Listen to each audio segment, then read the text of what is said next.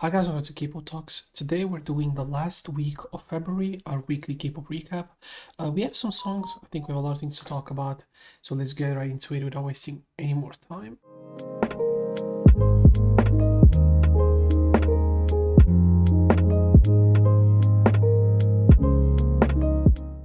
First of all, we have Woods with Abyss.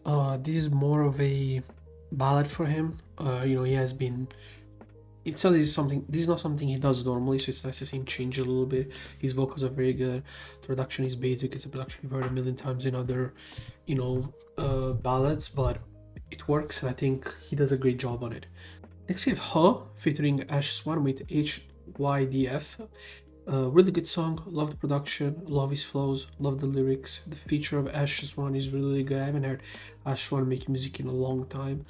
It's been 2 years, I think, since he dropped his latest album. I think it was 2021, maybe 2020 when he dropped his latest album.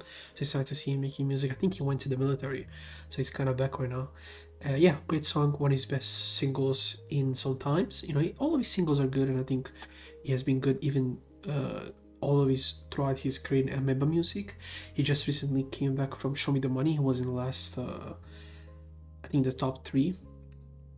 Let's say he expressed a little bit of that frustration over not winning in here, but there's even some slight disses, I would say, here and there that are smart. But yeah, it's a great song. I love it.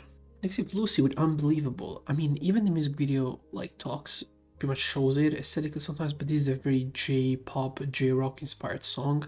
The instrumental is very simple. The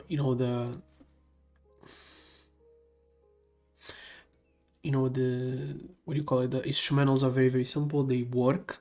The vocals are fun. I think it's definitely a very catchy song, specifically to a certain point in the song. The chorus and certain parts of it are very catchy. It's very simple, but again, at least it's enjoyable as a listen. It's a bright song. It doesn't take itself seriously at all. So it's definitely fun. Even the music video, I think, really incorporates that fun element really well. Next we have 50/50 with Cupid. A very solid song, I would say. A little bit more elegant, a little bit more modern K-pop, I would say. Solid vocals by the girls. Production is cool, simple, direct to the point. Definitely different stuff from what they've shown. And I think it's a good follow-up to, I think, a very good debut by them, and a good LP debut by them. Next we have Park Kujin from Apsix with Top Tier. Solid song overall. I think the chorus is good, but I mean the rest of the song is not amazing rapper. He's pretty mediocre in that sense, but he does his best, honestly. Production is very simplistic. Out of the ones that I've listened, this one is definitely not one of my favorites, but objectively I can't say it's a bad song in my opinion.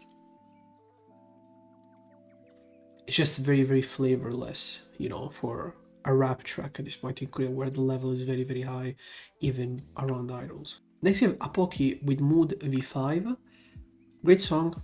Love the vocals, they're the best part of the song. The production is simple, maybe a little bit too repetitive with the chorus, but it works, in my opinion. So great job by her. I'm happy she's still making music.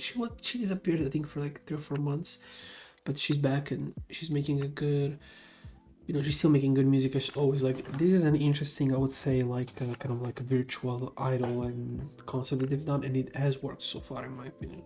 Next we have Yesung featuring Winter from aespa with Fluorescence. Good song. I think their vocals very complement each other very well. I think this song represents, with others that is released in terms of music videos that are come out from this specific album, show a maturity in Yesung's style. He's definitely grown up. He's definitely a better artist. He's definitely a more mature artist, and you can feel it in his music. Even his album is way more coherent and way more like coherent throughout. And it's definitely, whatever concept he's bringing into the game, he's following through it. He's not just randomly putting a song to have a hit or a random ballad. This album has a flow and has a great flow. I think this song kind of represents what you can get from the album by listening to this song. So if you like this song, you're probably gonna like the rest of the stuff in the album. If not, you're not gonna like the album, I think, at least. Next we have Hwang Min-yeon with Hidden Side. I think it's a solid track overall. Definitely hyped up a little bit. I don't think it's anything special, in my opinion. I've heard better things from soloists, and I've heard things from He's from 17, right? My bad, I confused him with Mingyu. He's actually from US now that I think of it. True, he's not from 17. He's Mingyu. The other one is Mingyu from 17. It's a solid song, even from newest members. I've heard better stuff from the individual members. So again, it's not bad in any way. I just think it's very basic in its concept and its style. And I wish he brought something different. But I mean, at the end of the day, it's a job. They give you a song, you do it, and you move on with your life. Shin Jimin, ex-AOA member, she's back with a song called Sympathy. I was surprised. I mean, I've rarely heard Jimin sing in the past because she was the rapper of the group, and she was a good rapper, honestly. To hear her singing and do a really good job, I was surprised. It's not perfect singing, but it's very emotional, and I think it represents the emotions you get through the song better. Greatly. Sorry, unfortunately, there's no lyrics, there's no subtitles. I could have searched more for it, definitely, and I definitely will in the future, like maybe tomorrow, like this, when I'm less tired. But yeah, like, I was really surprised by this song. It's one of the most standouts of the year for me as of now. Really, really good. Next, we have an interesting collaboration. Lim Kim featuring Jimmy with Love Me Crazy. I mean, this song is under SM. I'm quite surprised. I didn't know Lim Kim and Jamie signed with SM recently. I know Jimmy left Warner Brothers. But yeah, the song is good. I mean, definitely the chorus is very, very catchy. Their vocals are good. Definitely Jimmy's the better vocalist. But they fit with each other very well. Now, I don't know if the song has sexual innuendos or not. I would assume so, since certain lyrics like "love me good, love me right," or in the morning, in the night. Like, I assume that there's different situation like this. But the song is very enjoyable. I think they go to job. The video is trippy as fuck. Like, that's an SM aesthetic video. And it's interesting to see Lim Kim more active musically because she disappeared for a little bit since 2019, and she's recently, even last year, came back with some music. So it's cool to see her at least active and making quality music, Next, we have a J-pop track from a group called TFN with Mirage. This is not good. Specifically, the vocals are really, really a problem in here. You can hear their problems with the vocals. Their voice is not being good at keeping that specific note, and therefore, like, causing really weird, like, sounds and stuff like that. Overall, that's what bothers me the most, is the vocals. The rest is very basic, most standard ass, romantic K-pop ballad or J-pop ballad you can hear. Next, we have Han with Volcano. He dropped a song a couple weeks ago. I didn't know that, so I checked it out right now. It's okay. I mean, from one of the rappers of the group, I expect more, honestly. And it's very basic, I think. Apart from the chorus, I think it's so much fun. The rest is very, very simple. The lyrics aren't particularly interesting. The flows are the same. The flow is the same that he does every time. So yeah, I'm disappointed by this more than anything. Next, we have Big Naughty featuring Lee Soo-yeon from Akmu with Hopeless Romantic. This is the style Big Naughty has been doing the last year, let's say. It's got alternative pop, R&B, even some soul in there. It's okay. I think it's enjoyable. I don't think this is the best track from the album anyway, so it's a weird pick for me, but it's definitely a vibe. It's definitely very minimal, simple, very, very whispered vocals. Big Naughty is an amazing vocalist in any means, but I think he does a decent job anyway with this style. And Lee Soo-yeon, I think, enhances the quality of the song overall.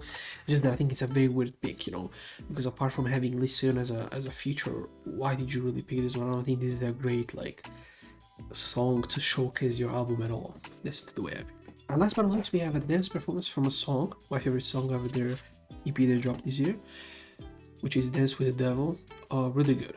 The production, the vocals, the different noises and sounds they implement in the music, in the production, the chorus, the pre-chorus, everything is really good. This is the TXT I'd love to see. I'm happy they went back to their original, their great style, and they didn't keep that emo punk shit they were doing, which again, they're never gonna outsell that regardless of what anybody says. But I mean, yeah, if they can keep this balance, even do this and do the punk shit and sell a lot and make hundreds of millions for your company, why not? I just don't, hundreds of millions a lot, but tens of millions for a company, do it. I just not the biggest fan of this type of sounds overall. I'm talking about these, their punk shit, not this stuff. This stuff is really, really good. One of my favorites from TXT in a long time, and a great B-side that you should definitely go and check out, because the EP is 4 songs, but the 5, I think, if I'm not mistaken. But this is the best one by far.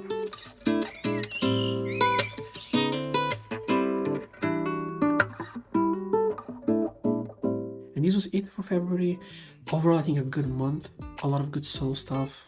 I think, in my opinion, even some highlights here and there from different groups. We can recap it together. I think 17 had a good song. J from Day 6 or EAJ was really good. Sakura Zaga gave us an interesting couple of songs. ACT Dream again with another really good track. Sogi, an amazing retro vibe solo song by her, which really was fun. A fun song like Callisto, like Mathematics. There has been some disappointment, like Rad Museum for me was a disappointment, but then we got two bangers from two of the new generation girl groups, XG and Triple S, with Left, Right, and Rising, which were really good. Key released an amazing drop single. J Park got a couple solid singles again. There were some downsides like Limelight, I thought, Beauty Box, the DNA Cypher from Lay was not good. Tribe was boring, but then you had Purple Kiss with Sweet Juice, Stacy with Teddy Bear. Looking back, an amazing month for girl groups specifically. More than boy groups, which keep being, I think, the negative, by far the lowest like in terms of plotting compared to girl groups, in my opinion. Then we had Corbin with Sorry's Never Enough, which was solid. Soyeon with Bad was good. Definitely give credit also to Kaki from Wavy with Parkour, which was really solid. I enjoyed. So Disappointed by Dawn with High Teen, it's not really his thing. Kepler dropped a song that I don't think anybody's gonna really care about, unfortunately. Karma was able to drop 2 songs in a music video, and one is good and the other one is okay, which is very interesting. And then the ones that I've talked about now. So overall, I thought it was a fun month. Nothing spectacular, but overall I think quality front to back. And I've really enjoyed it.